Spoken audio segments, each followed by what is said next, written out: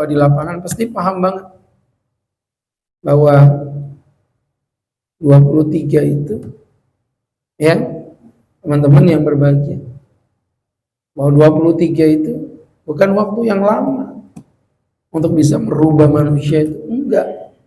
Itu waktu yang sangat singkat sekali hadirin. Ya, 23 tahun itu dakwah Nabi. Dan 23 pun kalau kita mau kritisi, ya, kita kritisi, kita bongkar lagi di dalamnya. Ternyata 23 itu pun yang 13 tahun pertama itu kan bukan dakwah yang efektif. Karena Nabi masih berada di Makkah, dan di Makkah itu Nabi dalam kondisi terdolimi, dibully, dicaci, disakiti, dikucilkan. Jadi artinya Nabi berdakwah 13 tahun pertama itu ya apa? Hanya nggak ada fikih sholat, fikih puasa, hanya belief, menjelaskan tentang arti dari sebuah kepercayaan. Berarti konsepnya belum keluar, gitu kan? Cuman ngasih tahu aja ada Tuhan loh, namanya Allah. Tapi bagaimana prinsip menyembah Allah itu belum dijelaskan. Makanya kalau Bapak pelajari turunnya perintah-perintah ibadah itu rata-rata di tahun kedua Hijriah, di tahun kedua Hijriah, selalu begitu. Ibadah puasa itu tahun kedua Hijriah, ibadah zakat tahun kedua Hijriah, haji lebih parah lagi di tahun 7 Hijriah. Jadi artinya berangkat dari situ hadirin yang dimuliakan Allah. Perjalanan Nabi berdakwah itu di Makkah hanya bersabar. Jadi kalau kita mau tarik titiknya, paling cuma 10 tahun Nabi berdakwah. Jadi Islam yang sehebat ini, yang hari ini bahkan ada memiliki 2, sekian pengikut, itu ternyata bapak-bapak hanya disebarkan dalam jarak tidak lebih dari 10 tahun. Insya Allah. Tapi anggaplah 23 lah, nggak apa-apa. Dengan 23 tahun, dengan keterbatasan yang luar biasa, Nabi nggak punya instrumen-instrumen yang mendukung beliau berdakwah. Ternyata beliau Masya Allah ya, pengikutnya 2, sekian miliar yang siap mati untuk membela agamanya. Sekarang bandingkan dengan Agus Khairul Huda, berdakwah 2005. Ini sudah 2024. Berarti Ustaz dakwah udah berapa tahun, Pak? 19 tahun. Followersnya kayak gini. Lihat. Jangankan diajak jihad, diajak pengajian aja ngantuk, ya kan? Jadi teman-teman yang berbahagia, 2,3 miliar siap mati membela nama Nabi. Kayak mana caranya itu? Nah, disitulah teman-teman kita harus belajar apa sih sebenarnya pribadi Nabi yang mungkin teman-teman juga sudah sering dengar ya, tentang konsep sifat Nabi, yang mana beliau adalah seorang laki-laki yang siddiq, fatona, tabligh, amanah. Jadi teman-teman, yang pertama beliau seorang laki-laki yang siddiq, yang memiliki integritas antara mulut dan hati, mulut dan kelakuan gak beda. Makanya beliau dijuluki sebagai uswatun hasanah, suri tauladan yang baik. Laqad kana lakum fi rasulillahi uswatun hasanah, telah ada pada diri Nabi Muhammad itu suri tauladan yang baik. Artinya kalau kita belajar sampai di poin ini aja, teman-teman yang dimuliakan Allah Subhanahu wa taala, ya, kemampuan Nabi dalam menerjemahkan kelakuan dengan mulut, dengan kelakuan itu yang membuat kenapa sahabat itu begitu kagum dengan Nabi. Dan akhirnya Nabi, Masya Allah Pak, ya, Nabi bukan seorang yang pandai berbicara, bukan orator Nabi Pak. Nabi memberikan contoh begitu. Makanya ketika Nabi Muhammad sholat tahajud, kakinya sampai membengkak membiru, hatta tatafattar qadama, kakinya membengkak membiru. Bunda Aisyah menangis, lima fa'alta hadza ya Rasulullah, kenapa kau lakukan ini ya Nabi? Wa qad ghufira laka ma taqaddama min dambi, Allah sudah ampuni dosa-dosamu dari apapun yang berlalu darimu. Lihat Pak, Nabi yang udah diampuni dosanya ini, sholat sampai kakinya membengkak membiru. Fabakat Aisyah, Bunda Aisyah menangis. Jawab Nabi, afala akunu abdan syakura, apa kamu pikir aku tidak ingin menjadi hamba yang bersyukur? Aisyah, Allah, ya Pak, orang yang udah dijamin masuk surga sholat sampai kakinya membengkak membiru. Bapak pernah nggak sholat sampai kakinya membengkak membiru? Pernah. Ya, sorenya main futsal, bengkak semua kaki. Jadi teman-teman yang berbahagia. Nah, di sini integritas, Pak. Antara mulut dan hati, mulut dan kelakuan harus sama. Nggak usah di depannya orang lain, di depan anak aja. Bapak kalau kebanyakan ngomong aja, nggak pernah nyontoin, pasti Bapak akan jadi hina.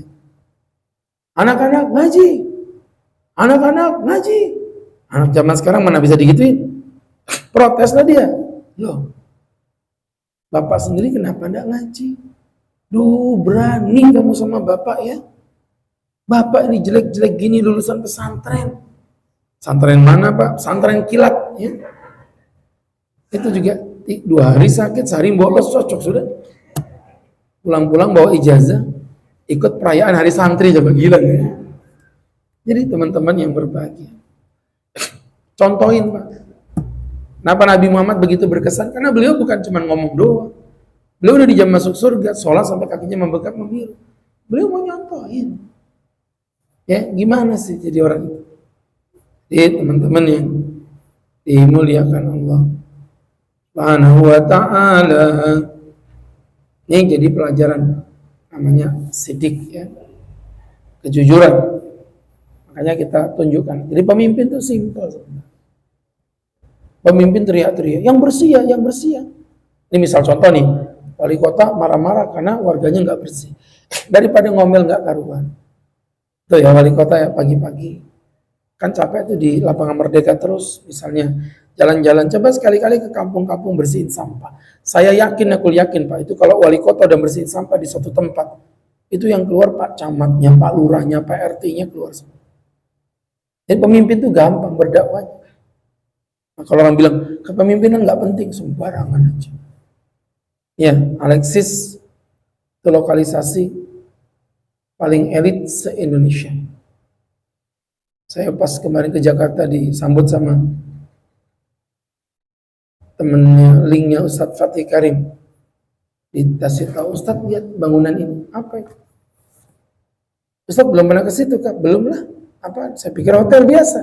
Itu Alexis Pak Ustadz. Oh ini. Ya kenapa nggak mampir dulu tadi? Jadi teman-teman yang berbahagia, ini Alexis, iya Pak Ustadz. Jadi teman-teman yang dirahmati Allah, kenapa? Mahal nih. Untuk ukuran short time aja bisa 25 juta. Itu baru short time. Apalagi short ain lebih ngeri lagi. Itu baru short aja Pak. 25 juta. Ya. Jadi teman-teman yang berbahagia, lokalisasi elit yang datang para pejabat yang jagain preman-preman kelas tinggi. Di demo sama ulama, nggak mempan. Di demo sama santri, nggak mempan. Ya, jadi teman-teman yang dimuliakan Allah Subhanahu wa ta'ala, saya pertegas kembali, di demo dengan para ulama juga nggak mempan. Ya udah, akhirnya dengan tanda tangan seorang pimpinan. Ya, hanya dengan tanda tangan seorang pimpinan bisa ditutup. Itu gara-gara pemimpin. Nah, makanya saya bilang ya, jangan meremehkan kepemimpinan. Itu tadi sidik Pak, integritas. Yang kedua, sidik apa tadi? Tabligh. Tabligh itu komunikatif. Itu karakter Nabi yang membuat akhirnya dakwah beliau begitu sukses. Komunikatif itu bukan pintar ngomong ya. Komunikatif itu bisa menyampaikan apa yang seharusnya kepada orang berdasarkan siapa yang diajak berbicara. Makanya kalau saya melihat bahasa-bahasa redaksi Al-Quran itu banyak sekali yang ilmiah, tapi menggunakan bahasa-bahasa yang lucu, yang unik. Bagaimana Islam menyebut embrio dengan sebutan mudghah. Mudghah itu apa Pak? Daging yang tergigit. Kenapa daging yang tergigit? Ini misal contoh kalau ada gorengan gitu, saya contohin, saya praktekin. Kalau ada gorengan gitu Pak, enggak, ini beneran, ini serius ini ya. Digigit itu, ote-ote misalnya, digigit begini. Bapak lihat dari samping, maka bentuknya dia melengkung, cekok. Gigi bapak kan bengkok. Nggak tahu juga kalau gigi bapak kayak gaji gitu, wallahu a'lam. Tapi kalau gigi itu pasti bengkok. Itu bentuknya gitu. Bapak lihat bentuk embrio gimana? Ini pernah sekolah nggak sih orang-orang ini? Masya Allah. Gimana? Mirip nggak Pak? Mirip. Bentuknya melengkung gini kan, embrio itu kayak cebong begitu. Nah, jadi teman-teman yang berbahagia menjelaskan sebuah fakta ilmiah, tapi dengan cara yang luar biasa. Wal jibala autadan. Aku ciptakan pohon itu. Saya ulangi. Aku jadikan pegunungan itu autat sebagai batu pasak. Pasak itu apa? Paku bumi. Jadi gunung itu dijadikan paku. Lupa. Kalau kita mikir pakai logika yang cerdas, paku itu di mana-mana, nancapnya ke dalam apa keluar, Pak? Ke dalam. Yang kita lihat di mata kita gunung itu ke atas, bukan ke dalam. Jadi Masya Allah, hadirin, ternyata gunung itu memiliki akar. Ya, gunung mati berbentuk batu padat, gunung hidup berbentuk lava. Jadi teman-teman yang dirahmati Allah Subhanahu wa ta'ala, dan itu ternyata memiliki fungsi untuk menjadi pasak bumi agar kulit bumi, kerak bumi tidak bergeser satu dengan lain. Dengan enteng banget Allah mengatakan. Itu penjelasan ilmiahnya kan panjang. Tapi kalau kita bicara tentang karakternya, Nabi tadi menjelaskan dengan bahasa yang simpel. Itu yang saya sebut tadi dengan tabligh. Nabi menyampaikan dengan bahasa yang enak. Makanya banyak ustadz-ustadz mau di nasional, di Balikpapan, ilmunya mapan-mapan. Tapi kadang-kadang yang viral itu, yang terkenal itu, justru kadang-kadang yang memang bobot ilmunya tidak terlalu tinggi. Kenapa? Karena komunikasinya bagus. Ya, banyak kiai-kiai di Jawa yang ilmunya itu lebih tinggi dari semua kiai yang Bapak kenal di YouTube itu. Tapi nggak ada yang kenal beliau. Kenapa? Ya tadi itu, karena mungkin secara komunikasi. Bapak kalau dengerin profesor ngomong itu kan kadang-kadang kayak ngantuk. Ya, makanya kenapa Bapak ngantuk? Karena Bapak anggap saya itu profesor. Ya. Jadi teman-teman, ya saya berceramah di mana-mana itu belum pernah ketemu kajian Agus Selhuda ngantuk itu keterlaluan. Ini masih ada yang ngantuk ini. Lucunya pas ketawa dia ketawa, habis itu ngantuk lagi gitu ya. Jadi luar biasa. Jadi teman-teman yang dirahmati Allah Subhanahu wa ta'ala, atau yang disebut dengan tabligh. Makanya Bapak harus komunikatif. Nabi Ibrahim itu komunikatif kepada anaknya. Qala ya bunayya, hai anakku, inni ara fil manami anni adzabahuka fanzur madza tara.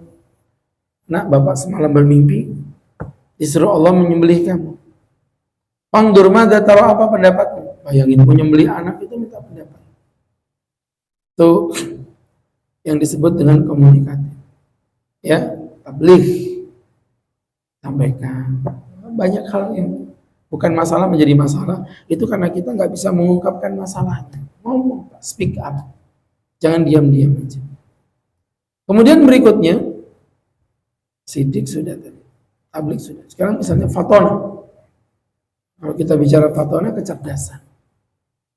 Nabi kita memang benar ummi Pak, nggak bisa baca, nggak bisa tulis.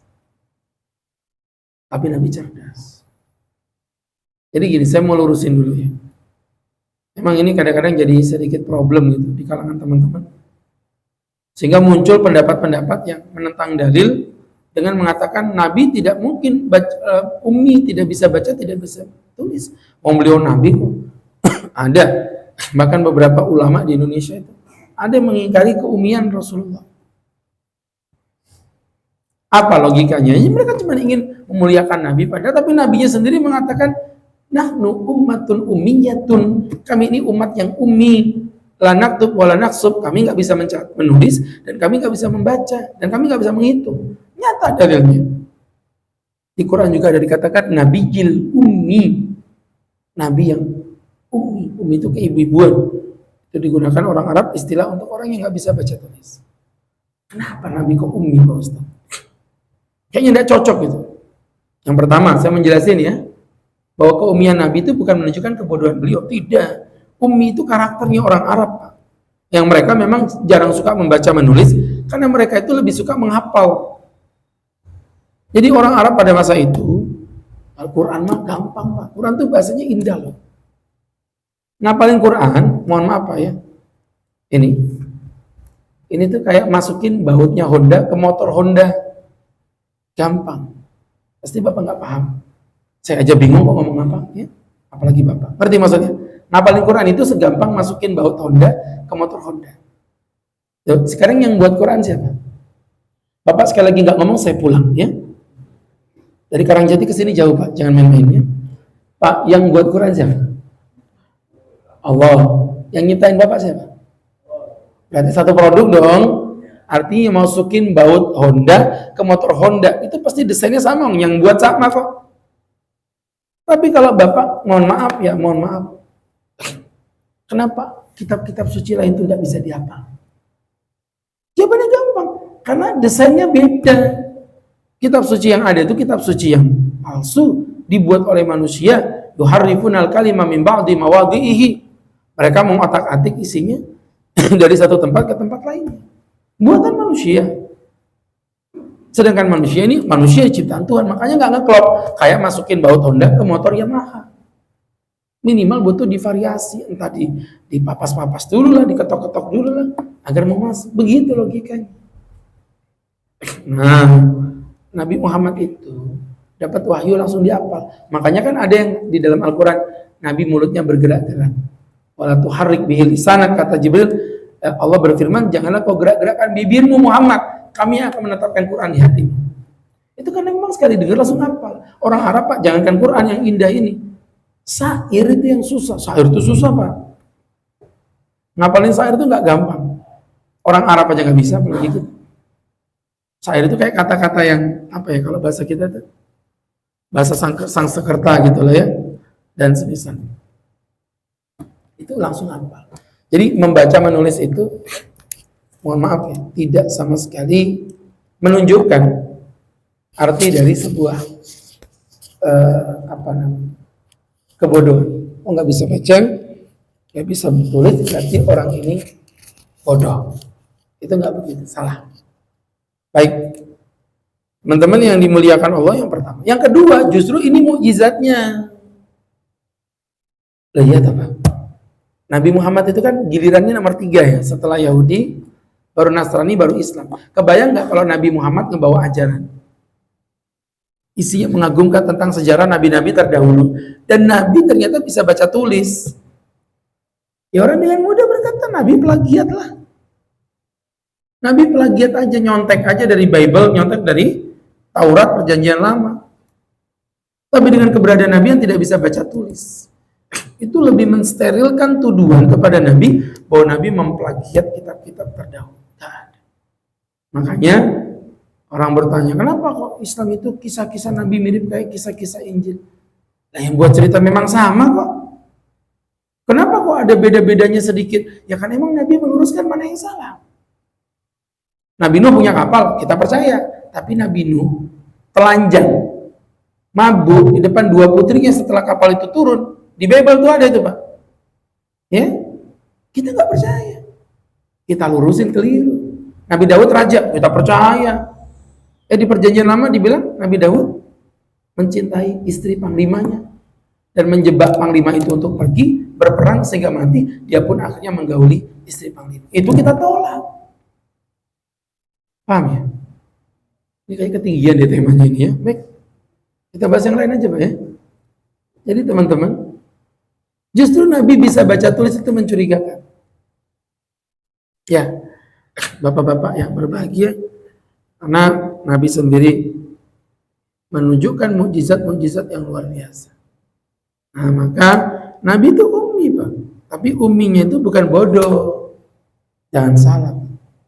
Ya, seperti itu. Jadi Nabi ini memiliki sifat fatona. Masing-masing ada bidangnya. Ya, wisidatil amr ila ghairi aliyah fangtadris. Kata Nabi, jika perkara diberikan pada yang bukan aliyah, maka tunggulah masanya. Kalau memang bidang mekanik, ya mekanik. Jangan bidang mekanik Bapak nekat. Misalnya, apa? Melakukan perkara yang bukan bidang Bapak, masak misalnya. Ya kacau. Sebagainya juga begitu Pak, seorang ustadz yang ngomongin tentang ilmu agama. Sekarang kan enggak, yang ustadz ngomongin ilmu umum, orang umum sekarang mulai nekat ngomongin ilmu agama. Di media sosial itu, di YouTube, Bapak lihat itu, Masya Allah. Ngeri Pak. Saya tuh dulu enggak mau, saya tuh dakwah di media sosial. Saya pikir kayak orang kurang kerjaan. Setelah saya ditontonin sama anak-anak tim itu, mohon maaf saya sebut namanya, tapi jangan di follow, nanti Bapak follow. Seperti contoh, enggak saya nyebut nama, tapi Bapak nanti browsing, dicari-cari, di follow. Sedangkan ustadznya aja belum di follow. Apa udah follow saya belum? Enggak punya IG aja kaya Pak. Jadi Masya Allah Pak. Seperti contoh ada perempuan namanya Kumaila, panggilannya Mela dia. Ngakunya hafal Quran dari umur 11 tahun. Buka jilbab, ngadain podcast yang isinya itu ngebully ajaran Islam semuanya. Ya, semuanya. Ya, tentang keharaman melihara anjing, dibilang gak masuk akal, larangan makan babi, gak masuk akal. Pokoknya banyak dia ngebully, termasuk tentang Quran itu sebagai kitab sejarah, bukan kitab agama. Jadi Quran ini cuma kitab sejarah. Sudah nggak relevan dipakai di tahun 2024, 23. Ya, jadi teman-teman yang berbagi. Itu kalau nggak dilurusin, yang serem apa ya? Di kolom komentar, ya Allah, ribuan komentar. Baru pertama saya melihat ada perempuan secerdas ini. Hebat banget, ini namanya Kartini akhir zaman. Islam butuh apa namanya ustadzah seperti ini. Wah, ngeri. Jadi yang ngawur itu followersnya banyak. Nah, kayak saya yang normal-normal gini, ya followers saya segini-gini aja. Saya waktu ke Jakarta ketemu sama Saskia Gotik. Suaminya tuh muji-muji saya karena teman saya. Ini Ustadz Agus ini Ustadz paling hebat di Balikpapan, bla bla bla. Jadi mungkin di benaknya si Saskia Gotik itu, ini Ustadz udah viral nih begitu. Ustadz, aku mau follow dong akunnya Ustadz, boleh nggak? Oh, boleh nih, nggak apa-apa, di follow aja. Pas dia buka, lihat follower saya, ya Allah Ustadz, segini doang. Dalam hati sombong amat. Saya buka follower dia 35 juta Bapak. Masya Allah. Jadi saya ini harus joget ngebor dulu mungkin biar follower saya makin banyak. Saya tuh nggak ada urusan dengan jumlah followers Pak, karena saya nggak makin endorse juga kan.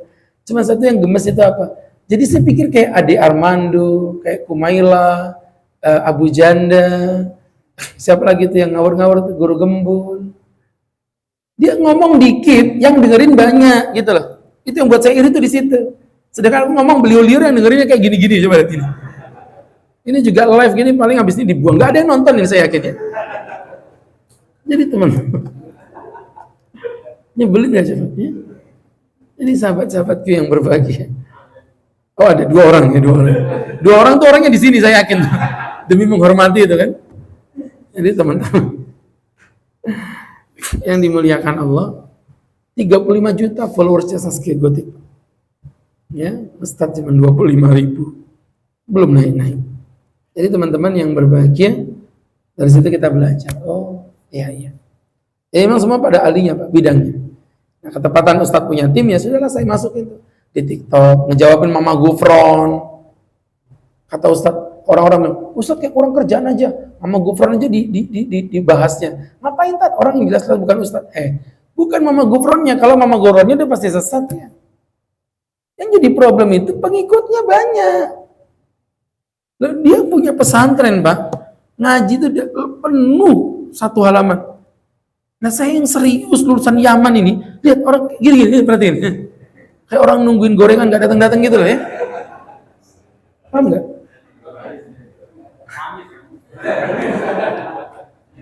Bukannya kajian kita Kamis tiap waktu ya, gak pernah gak Kamis. Itu kalau memang kadang-kadang gitu. Antara puasa sama kir itu bedanya tipis. Hanya beda niat aja. Baik, itu tadi fatwa. Kemudian yang keempat adalah amanah. Nabi adalah orang yang amanah, ya Allah, yang tidak pernah melakukan tindakan apapun. Pak Ustadz, Ini kan udah dekat-dekat pilkada. Saya tuh bingung Pak Ustadz pilih yang mana. Saya bilang gini loh, antum itu lucu. Ketepatan alhamdulillah calon-calonnya baik Balikpapan maupun provinsi itu kan bukan orang-orang yang apa istilah kalau dalam bahasa hadis itu majhul riwayah, yang riwayatnya nggak dikenal tuh enggak. Orang-orang yang masyhur, kedudukannya nyata. Loh, Rahmat Masud wali kota, Randy pimpinan Uniba, kan orang-orang terkenal berarti kan. Siapa namanya itu? Sabani Sekprov 2 kali lagi. Rudi Masud DPR. Kai Istran tahu sendiri kan, Kai luar biasa, pahamlah ikam begitu. Jadi bapak-bapak, artinya kalau kita pelajari dari semua penjelasan tadi, teman-teman yang berbagi, ini orang yang jejak digitalnya gampang dicari itu. Bapak tinggal klik-klik, bapak buka, track recordnya berkaitan dengan amanah. Pernah nggak kesandung korupsi? Iya, ada nggak masalah korupsi? Bapak cek sendiri, saya tidak ada urusan di situ. Bapak cek, nanti Bapak istikharoi, Bapak pilih dari hati yang tulus, benar dapat 2 pahala, salah dapat 1 pahala. Bukan dapat dosa, dapat 1 pahala. Yang ngomong bukan saya, itu Nabi itu. Mani jatah ada barang siapa berijtihad. Ijtihad itu mencari kebenaran dengan cara yang optimal. Kemudian dia benar dapat 2 pahala, dia salah dapat 1 pahala. Nabi yang ngomong. Bapak cari itu, yang amanah yang mana? Ya. Apa cari sendiri. Ada nih kena ngomong begini, kenyataannya begini, wah gak aman. Ya sudah tinggalin. Jangan milih berdasarkan uang. Apa coblos pakai duit, itu namanya sogokan. Ar-rasi wal murtasi finar, yang nyogok dan yang disogok di neraka. Ya udah tat, kalau gitu aku terima duitnya, tapi tidak aku coblos orangnya. Itu khianat. Mau lari kemana kau? Ini kenapa mukamu auto tegang begini Pak ya? Kayaknya udah pada nerima semua orang-orang ini. Soalnya kemarin ada yang cerita saya, di tempat kami itu 1 paket, paketan Pak, dapat 600.000, Masya Allah. Jadi nggak tahu nanya saya, nggak tahu saya, dan itu bukan urusan saya. Dan saya udah bilang dari awal, saya tidak ikut-ikutan masalah ini. Saya cuma pengen teman-teman tuh nyoblos dengan hati yang tulus, itu aja. Biar antum tidak salah, tidak dosa. Ya, teman-teman yang berbahagia, yang dimuliakan. Mungkin itu Pak yang bisa saya jelaskan. Tidak berpanjang, tidak berlebar, itulah karakter baginda Nabi tercinta. Silakan buat yang mau bertanya. Ada yang mau bertanya jemaah?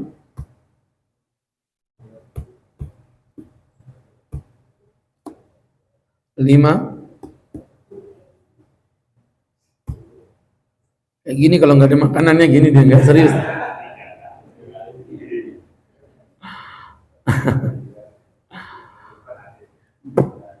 4.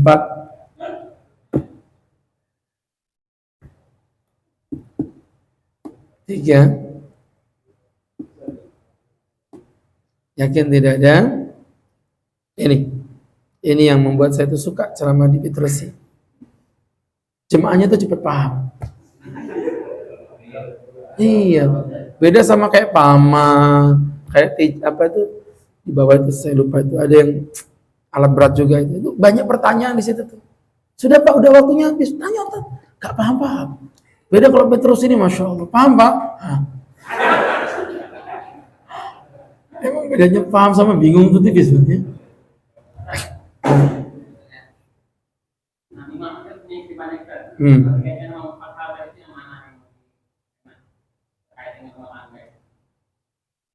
Yang mana apanya nih, nggak nyambung. Maksudnya gini, kalau dimasukkan semuanya bisa. Contoh Nabi dalam berumah tangga, Nabi sidik, Nabi nggak pernah bohong. Dengan istri-istrinya beliau apa adanya, nggak ada kebohongan. Mohon maaf ya, beliau menikah semua istrinya tahu, beliau punya istri banyak, beliau tahu. Nggak ada yang ditutup-tutupi gitu. Jadi beliau sidik dalam hal membagi kismah juga, beliau sampai berdoa, ya Allah ini yang bisa aku bagi dan aku bisa lakukan, maka berilah pahala atas apa yang bisa aku bagi dan jangan kau azab atas apa yang aku tidak mampu membaginya. Maksudnya perasaan itu Pak, karena perasaan itu nggak bisa dibohongi. kecintaan Nabi kepada Aisyah yang masih muda berbanding Sauda yang dinikahi umur 55, ya jelas berbeda lah, mustahil kalau sama. Ya kan? Tapi Nabi jujur dalam hal yang nyata, pembagian kismah, adil. Nabi nggak beda-bedain, Pak. Ya, itu dalam hal tablik juga begitu. Komunikatif banget sama istri-istrinya.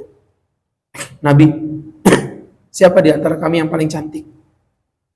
Ini kan pertanyaan berakhir dengan kematian. Mau dijawab mana pun pasti kelain. Tapi lihat apa jawab Nabi.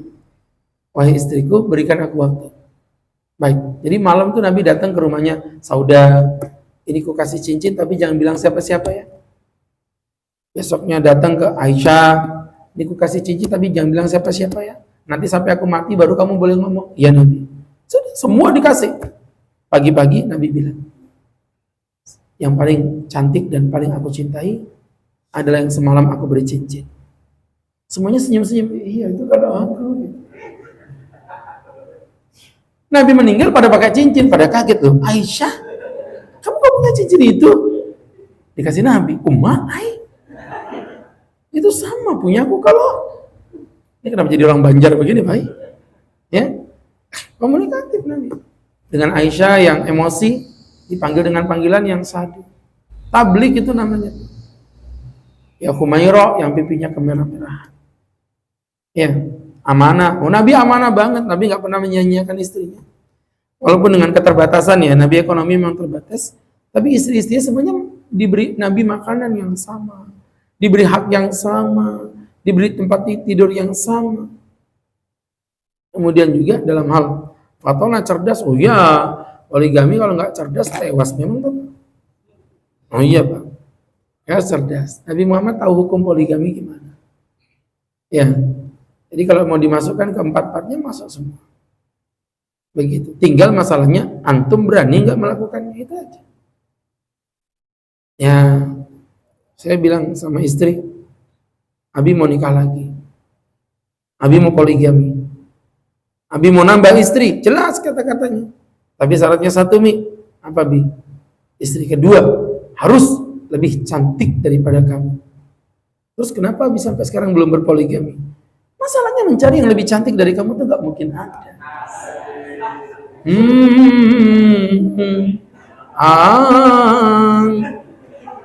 Ingin cerdas seperti Ustaz?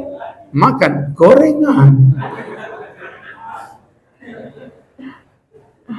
Oke. Baik, kita cukup ya. Mudah-mudahan bermanfaat dan dapat diambil hikmah untuk kita bersama. Mari kita tutup dengan membaca doa. Amin amin alhamdulillah rabbil alamin. Hamdan yuafi ni'amahu wa yukafi mazidah.